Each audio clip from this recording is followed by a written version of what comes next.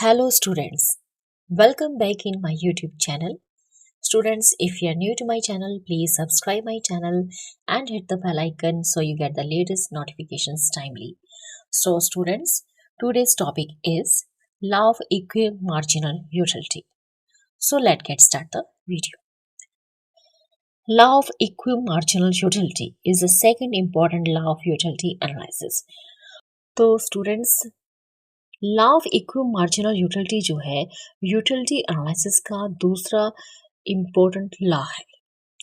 This law points out how a consumer can get maximum satisfaction out of his given expenditure on different goods. तो students law of equimarginal utility जो है ये क्या point करता है? ये point करता है कि कोई भी कंज्यूमर मैक्सिमम सेटिस्फैक्शन किस तरह से गेन कर सकता है जो भी एक्सपेंडिचर वो डिफरेंट गुड्स पे कर रहा है. मैं अगर कंज्यूमर हूँ तो मैं किस तरह से मैक्सिमम सेटिस्फेक्शन ले सकती हूँ अगर मैं अलग अलग कमोडिटीज पे अपनी सैलरीज को स्पेंड करती हूँ. This law concerning the expenditure of a consumer was first propounded in 19th century by a French engineer Gaussen. It is therefore also known as second law of Gaussen. तो law of equal marginal utility जो है इसका जो concern है वो concern है कि कोई भी कंज्यूमर जो है जो भी वो एक्सपेंडिचर करता है उसके बेसिस पे वो किस तरह से मैक्सिमम सेटिस्फेक्शन गेन कर सकता है. तो ये जो लॉ है सबसे पहले 19th सेंचुरी में प्रपोज किया गया था by the French engineer Gaussian. तो गॉसन ने 19th सेंचुरी में इसे सबसे पहले लेके आए थे और इसी लॉ ऑफ इक्विमार्जिनल यूटिलिटी को हम कहते हैं second law of Gaussian. Means जो पहला लॉ था वो था law of diminishing marginal utility is also given by the Gaussen, and it is the second law of Gaussen, that is a law of equimarginal utility. Dr. Marshall has called it law of equimarginal utility. तो इस law को जो law of equimarginal utility है नाम दिया गया है by the Dr. Marshall के द्वारा. डॉक्टर मार्शल ने इसे लॉ ऑफ इक्विमार्जिनल यूटिलिटी दिया है. This law states that in order to get maximum satisfaction, a consumer spend his limited income on different commodities in such a way that the last rupee spent on each commodity yields him equal marginal utility. तो हमारा जो law of equal marginal utility है वो ये state करता है, ये represent करता है कि कोई भी कंज्यूमर हो उसको उसकी जितनी भी सैलरी है उसकी जितनी भी लिमिटेड इनकम है उसे डिफरेंट कमोडिटीज पे किस तरह से स्पेंड करना चाहिए कि जो उसकी इनकम का लास्ट रुपी होता है, जो उसकी सैलरी का जो लास्ट रुपी वो डिफरेंट कमोडिटीज पे खर्च करता है उससे उसको सब पर से सभी कमोडिटीज से एक जैसी मार्जिनल यूटिलिटी मिलनी चाहिए. Economist have given different names to this law. बहुत सारे इकोनॉमिस्ट आए जिन्होंने लॉ ऑफ इक्विमार्जिनल यूटिलिटी को डिफरेंट नेम्स दिए. तो हमारे लेफ्टविच हमारे जो इकोनॉमिस्ट हैं Leftwich refers to it as a general principle for maximisation of consumer satisfaction. तो हमारे जो इकोनॉमिस्ट हैं लेफ्टविच उन्होंने law of equal marginal utility को नाम दिया general principle for maximisation of consumer satisfaction, क्योंकि law of equal marginal utility यही बताता है कि कंज्यूमर को अपनी लिमिटेड इनकम इस तरह से स्पेंड करनी चाहिए कि वो मैक्सिमम सेटिस्फेक्शन गेन कर सके.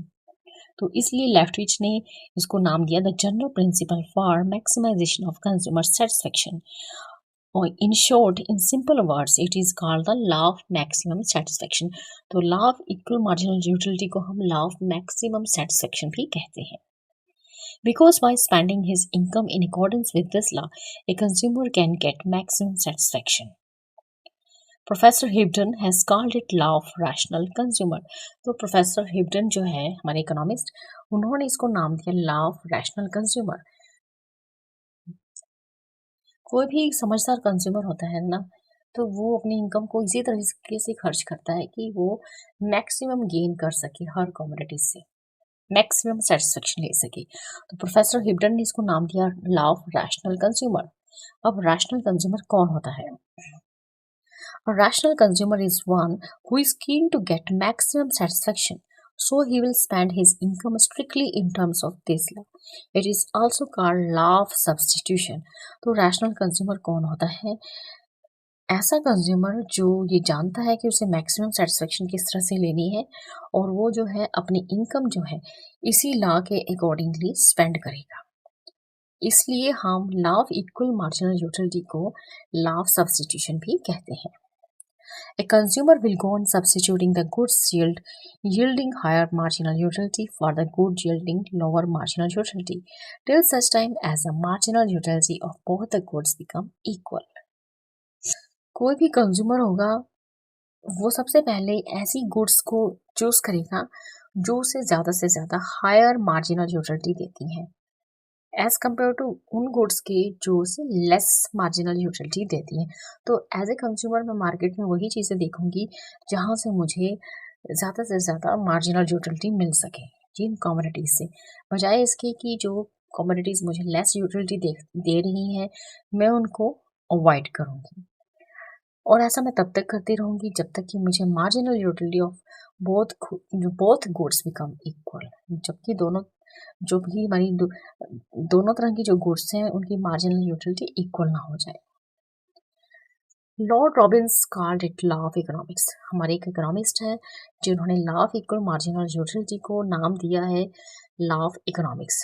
Lord Robins called it law of economics as it applied to all sections of the study of economics, namely production, consumption, exchange, distribution and public finance.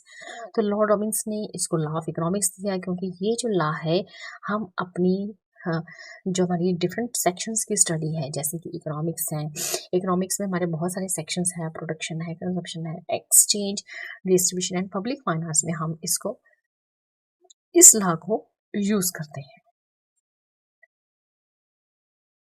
Next is definitions of law of equal marginal utility. According to Dr. Marshall, if a person has a thing which he can put to several uses, he will distribute it among these users in such a way that it has the same marginal utility in all. तो according to Dr. Marshall, तो definition है कि अगर किसी person के पास कोई भी चीज़ है जिसे वो सेवरल यूजेस अलग अलग डिफरेंट यूजेस में डाल सकता है और वो ही विल डिस्ट्रीब्यूट इट, वो इस तरह से उन्हें डिस्ट्रीब्यूट करेगा जिससे कि मार्जिनल यूटिलिटी जो है हर कम्युनिटी से एक जैसी मिल सके। Next is according to professor Lipsey, the household maximizing utility will so allocate its expenditure between commodities that the last penny spent on each is equal. According to Samuelson, a consumer gets maximum satisfaction when the ratio of marginal utilities of all commodities and their prices equal. Here is equation mu1 upon p1 equal to mu2 upon p2 equal to mu3 upon p3. If the price of the commodities are equal, तो हमारे पास यहाँ पे 3 commodities होंगी। If the price of the commodities are equal then maximum satisfaction to the consumer can be indicated in the following equation mu1 equal to mu2 equal to mu3. mu1, mu2, mu3 refers to the marginal utility of the first, second and third commodity, and p1, p2, p3 refers to the price of first, second and third commodity. तो according to Samuelson कोई भी consumer maximum satisfaction तभी gain कर सकता है जब ratio of marginal utilities of all commodities, तो हमारी जो भी हमारी कमोडिटीज हैं उनकी जो रेशियो होती है मार्जिनल यूटिलिटीज की और उनके जो प्राइसेस होते हैं जब इक्वल होते हैं तभी हमारा कंज्यूमर मैक्सिमम सेटिस्फेक्शन गेन कर सकता है। तो यहाँ पे हमारे पास 3 तरह की कमोडिटीज हैं और उनकी जो मार्जिनल यूटिलिटीज हैं, prices of the commodities are equal and maximum satisfaction of the consumer can be indicated in the following equation. तो यहाँ पे हमारी marginal utility 1 इक्वल है, marginal utility 2 भी इक्वल है, marginal utility 3 भी इक्वल है। तो in the above equation mu1, mu2, mu3 represents the marginal utility of first, second and third commodity, and p1, p2, p3 refers to the price of first, second and third commodity that all are equal. So students, in this video you have learned about the law of equimarginal utility. So students, in this video only this much. Thank you. Thanks for watching.